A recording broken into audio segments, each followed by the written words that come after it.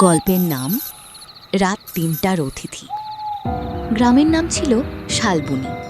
ছোট শান্ত একটা গ্রাম, কিন্তু একটা কথা সবাই জানতো, রাত ৩টার পর কেউ বাইরে বের হতো না। রাহুল শহর থেকে গ্রামে আসে তার মামার বাড়িতে। সেই সব ভূতের গল্প বিশ্বাস করতো না। গ্রামে আসার পর থেকেই সবাই তাকে সাবধান করে দিল, রাত ৩টার পর বাইরে যাস না। রাহুল হেসে বলল, সব আজে বাজে কথা আমি মানি না।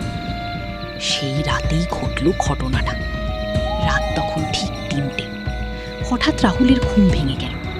বাইরে থেকে খুব হালকা পায়ের শব্দ আসছে, টুক টুক টুক। সে ভাবল, এই সময় কি হাঁটছে। জানালার কাছে গিয়ে তাকাতেই দেখল একটা সাদা শাড়ি পরা মহিলা ধীরে ধীরে উঠোনে হাঁটছে। মুখটা স্পষ্ট দেখা যাচ্ছে না, চুলে ঢেকে আছে।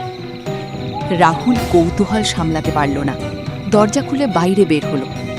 মহিলাটা দাঁড়িয়ে আছে ঠিক তার সামনে। হঠাৎ সে বলল, আমাকে দেখছো?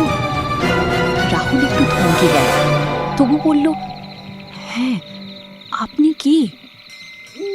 মহিলাটা ধীরে ধীরে মাথা তুলল। তার মুখে কোনো চোখ নেই, শুধু ফাঁকা গর্ত।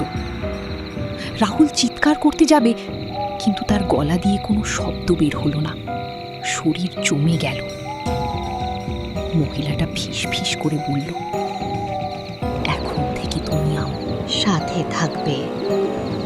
হঠাৎ সব অন্ধকার। পরের দিন সকালে গ্রামবাসীরা রাহুলকে উঠোনে অজ্ঞান অবস্থায় পেল। তার চোখ দুটো একদম ফাঁকা, যেন কেউ সেগুলো নিয়ে গেছে।